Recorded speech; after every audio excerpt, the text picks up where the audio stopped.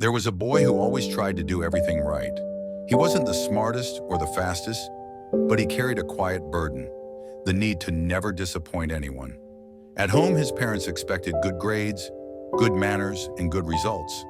At school, teachers praised him for being responsible, and his friends saw him as the calm one who never failed. Yet deep inside, he often wondered who he really was without all those expectations pressing down on him. Every success felt less like joy and more like relief. Relief that he hadn't failed someone's image of him. Each morning began the same way. He would wake up, already feeling the invisible weight of another day he had to get through. He smiled when expected, spoke politely, and did what everyone thought was right. But no one noticed the small cracks forming behind that perfect image. When the world kept telling him to be perfect, he stopped knowing how to be real. He began to fear mistakes more than anything else. The fear of not being enough became louder than his own thoughts. At school, every test felt like a judgment. When he scored high, people said it was expected. When he slipped a little, people asked what went wrong. The boy began to understand that expectations don't always inspire. Sometimes they suffocate. He felt trapped in a box built by others, where even small imperfections looked like failures. Sometimes he stared at the ceiling at night, wondering if anyone would still care for him if he stopped being the good one. His days became a pattern of quiet pressure. Even when he was exhausted, he couldn't say no. He agreed to help, to lead, to always be dependable. The world loved people who never complained, and he had learned that lesson too well. Yet each yes he said to others became a no to himself. The more he tried to please, the emptier he felt. He was losing his own voice under the noise of everyone else's expectations.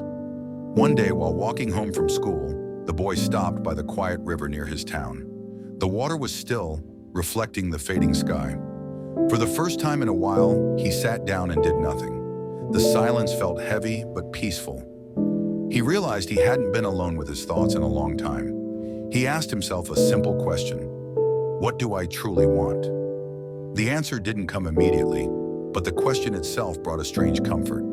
It was the first time he had asked something for himself, not for others. He started small. The next day, he let himself make a small mistake on purpose, not out of rebellion, but as a reminder that the world wouldn't collapse if he wasn't perfect. He realized that people barely noticed.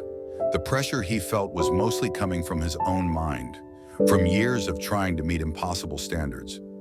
Slowly, he began to accept that flaws don't make you weak, they make you real.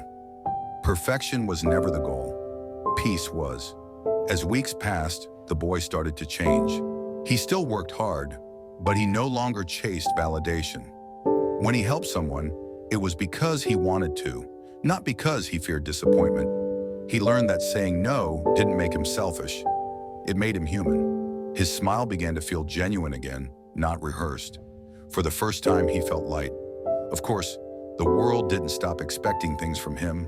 Parents still wanted good grades, teachers still wanted effort, and friends still leaned on him. But now he carried those expectations differently. He learned that fulfilling responsibilities doesn't mean losing yourself in them. The difference was simple. He was no longer living for others, but with them. He began to see that real strength comes from balance, not perfection. There were still nights when doubt returned, whispering that he needed to do more, be more, achieve more. But he had grown wiser. He knew that he could not control what others thought of him, only how he responded. The boy no longer chased every expectation. He chose which ones mattered. And in doing so, he began to truly live. One evening, standing again by the river, he realized something profound. The weight he once carried wasn't given by others. He had accepted it himself. Every expectation he had taken as truth was only a story he could choose to rewrite. He smiled at his reflection in the water, this time without fear. The boy understood that he didn't need to prove his worth. He only needed to live it. The lesson was simple. The world will always expect more, but peace begins when you stop trying to be perfect and start being real. Expectations can shape you, but they shouldn't define you. You owe the world your effort, not your exhaustion. The boy had finally learned that true freedom comes not from pleasing everyone, but from accepting yourself, just as you are.